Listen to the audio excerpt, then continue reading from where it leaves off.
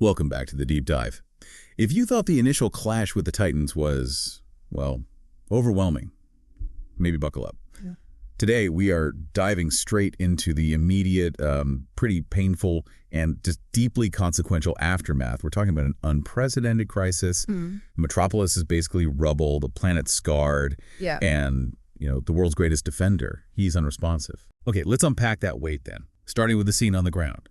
Metropolis is shattered, just absolutely shattered. And you see the physical toll, like Green Lantern straining. He's carrying Atom Smasher. Who's a powerhouse himself. Exactly. Yeah. In this special energy construct, because Smasher's body is so wrecked he can't even move. The whole city is just an active disaster zone. It's a monument to Godzilla's power. That image really sets the scene, doesn't it, for the sheer violence involved. And that damage, that external devastation, it's mirrored by the internal crisis the League is facing. So we're taken straight up to the Watchtower, their highest sanctuary, into what they call the Golden Chamber. And this isn't like a regular infirmary. It's a specialized Kryptonian medical bay. Very advanced. Superman is suspended inside these Kryptonian stasis fields. Think of it like bioengineered scaffolding, just holding his molecules together.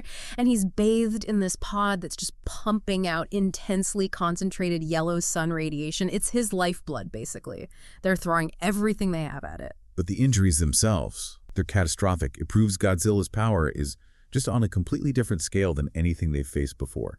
His body has burns, bruises, unlike any the League had seen before. So we're talking about an enemy that didn't just hit him hard. It somehow bypassed or just overwhelmed his near invulnerability, damaged him on a cellular level. And that's where the science just gets brutal. You have Flash and Hawkgirl, they're running all the diagnostics, using the Watchtower's best tech, and the medical consensus is just grim.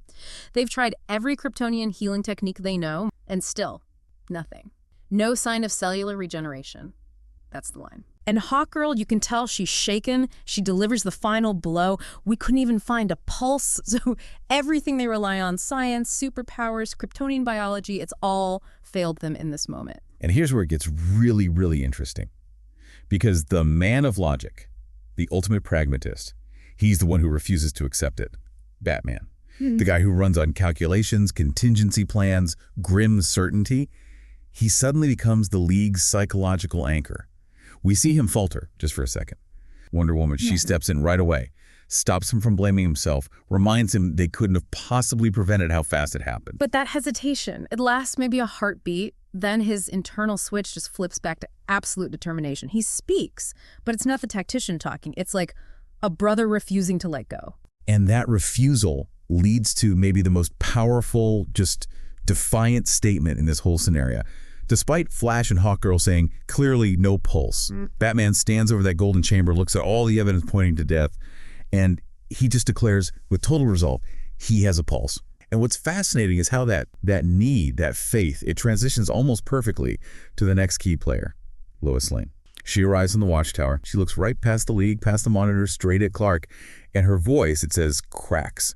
Not from weakness, but from the sheer strain of holding on to hope when everything points to loss. I mean, imagine processing the death of the world's hero and potentially the man you love all at once. She hears the prognosis, the solar energy isn't fixing the cells, and her response is sharp, almost aggressive. That's not going to work for me. It's like she's declaring war on the medical facts right there. She might not be a healer or a superhero, but she understands Clark better than anyone. Which leads us to this just, crucial, devastatingly beautiful detail, the thing that links his survival directly to their future.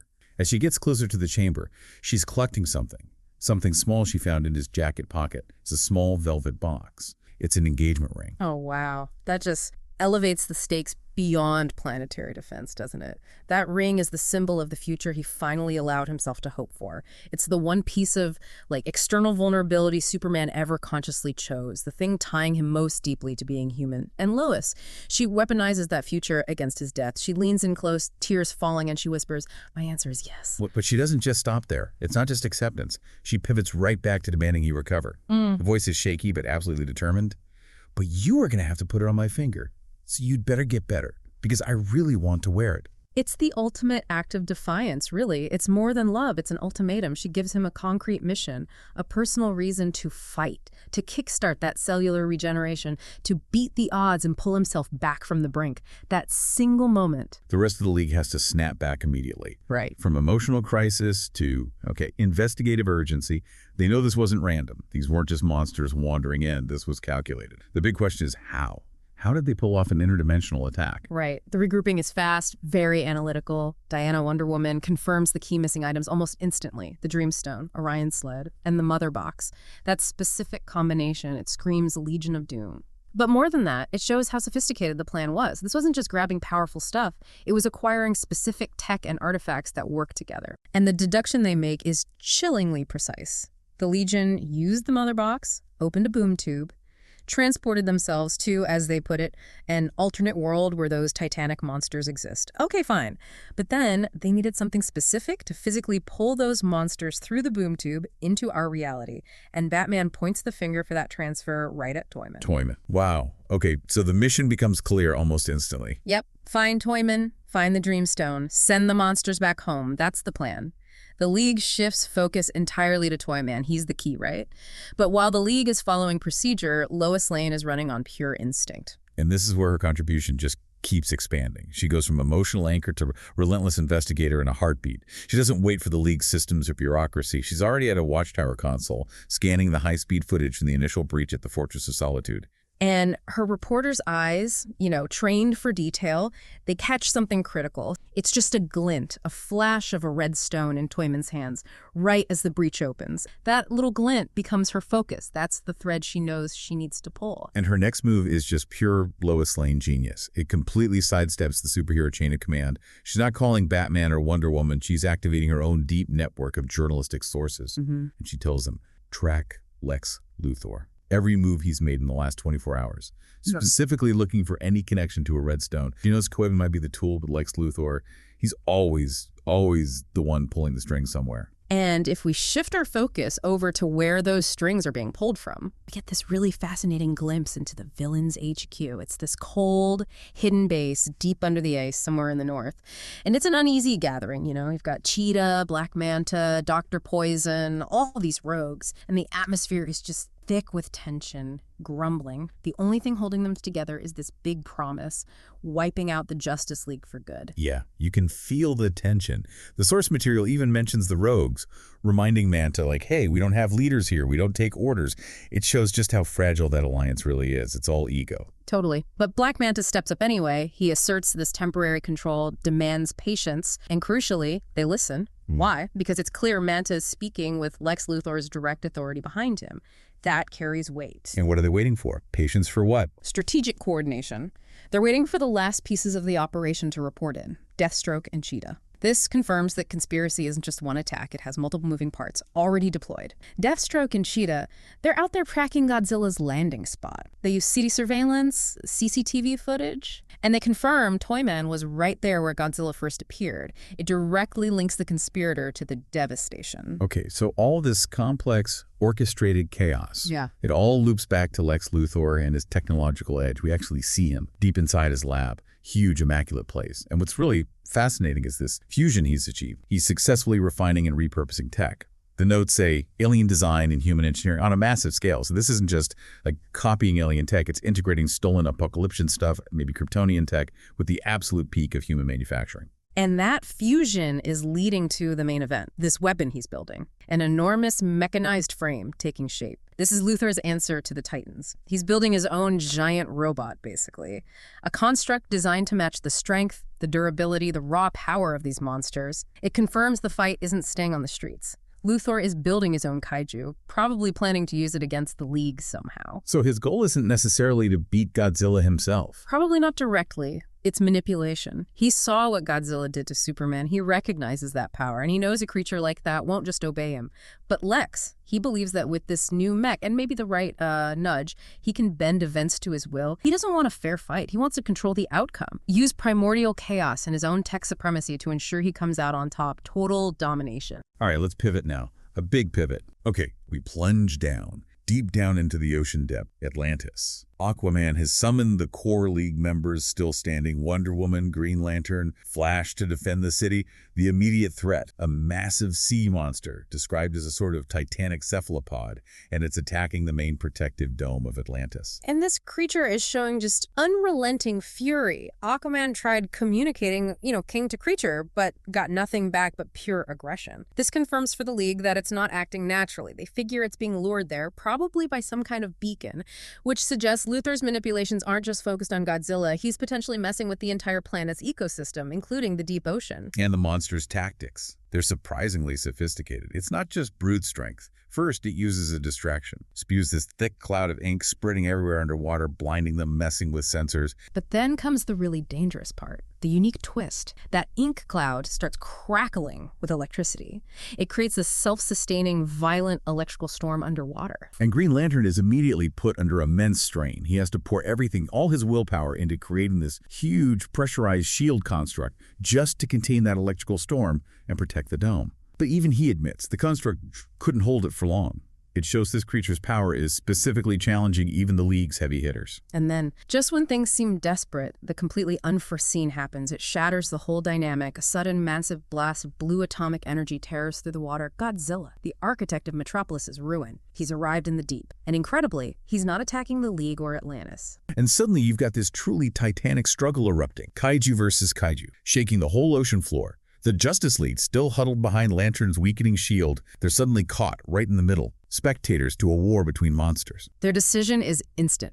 Pure tactics under pressure. They realize, okay, hold back. Use this insane battle as cover, unexpected as it is. Their focus narrows. Just defend the dome. Protect Atlantis' perimeter while Flash, a blur through the water, speeds off to find that beacon. If they can remove the lure, maybe the fight stops. But the fight is just too violent, too immediate. Even with the distraction, the shockwaves from Godzilla and the sea creature colliding, the sheer force, it starts causing these dangerous spiderweb cracks to race across the Atlantean dome.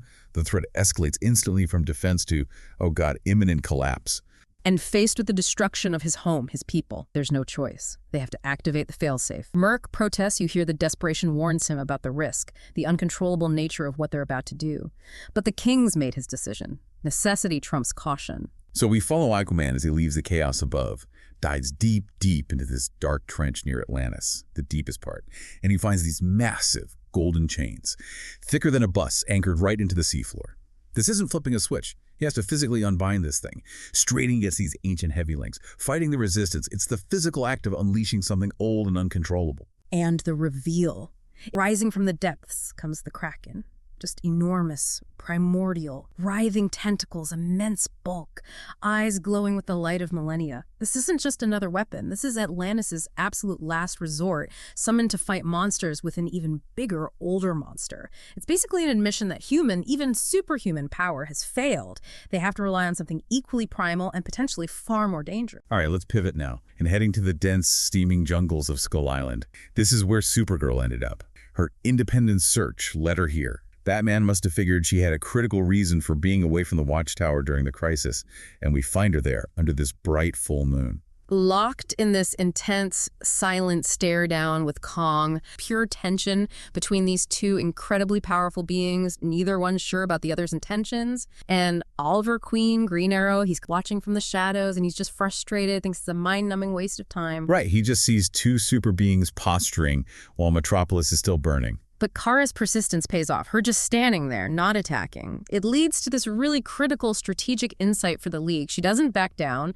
and she figures out the subtle but vital truth about Kong. He's territorial, yes, but not savage. He hasn't attacked her, he's just watching, waiting. She realizes he's not the same as the monster that had leveled Metropolis. Kong's look is described as watchful, guarded, like a protector, not an invader. This completely changes how the League might need to approach these creatures. They can't just assume they're all enemies. So Kara tells Oliver basically, stay hidden, keep an eye on him, and then she rockets off to check on Superman, on Kal-El. And the second Kara leaves, that's when things get bad for Green Arrow. Immediately, Kong suddenly shifts his focus. He throws his head back, lets out this deafening roar, but Oliver realizes, wait, that roar isn't aimed at me? It's aimed at shadows sliding between the trees, shapes too precise to be beasts. Something's moving out there, with purpose. Oliver quickly IDs them, the League of Assassins, black-clad warriors, swords, claws, moving like a disciplined unit. And they waited. They deliberately waited until Supergirl, the heavy hitter, was gone. Oliver even calls them out on it. You waited until Kara flew off to act, didn't you? These aren't just random thugs. They're pros, sent for a reason. Yeah, Oliver's suddenly in this desperate close quarters fight. He fights like a storm, the text says, using pure instinct, defiance. Bow flashing, arrows flying, steel on steel. But he's outnumbered. Massively, in hostile territory, just one guy against this elite kill squad. The stakes are huge if they take him out. Nobody knows why the assassins are even there. The fight's going badly, though. They're pushing him back, forcing him towards the edge of the cliff. And that's when we get this huge dramatic intervention. Kong, the very creature Oliver dismissed just moments before, he looms up into the moonlight. His roar just splits the night like literal thunder, asserting his dominance. And then he slams his giant hand down right onto the battlefield. Earth, rocks, trees just explode outwards. That shockwave alone scatters the League of Assassins, just throws them everywhere, shows how pointless their attack was against that kind of power. And critically, the ground collapsing nearly sends Oliver plummeting into the abyss. He's left clinging to the crumbling edge. Kong didn't just save him, he completely changed the terrain of the fight. Okay, so Oliver manages to hang on. He gets himself stable, and his focus shifts again. Dramatically. Away from the assassins, who are probably regrouping or fleeing, he spots the second mystery of Skull Island. A ship, a large out-of-place vessel, moving quietly, stealthily through the waters around the island. And he immediately connects the dots. This advanced Black Ops-looking ship that has to be linked to the assassins, to this whole crisis. Right.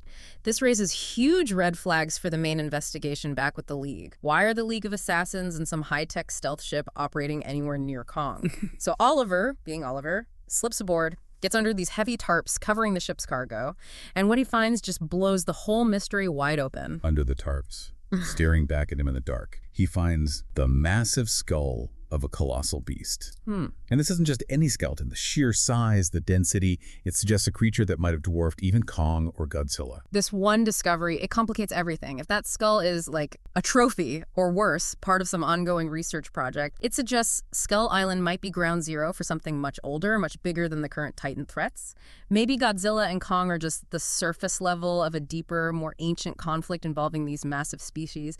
And it forces you to ask, what kind of creature possessed that skull, and does Lex Luthor know about it? What's really going on here?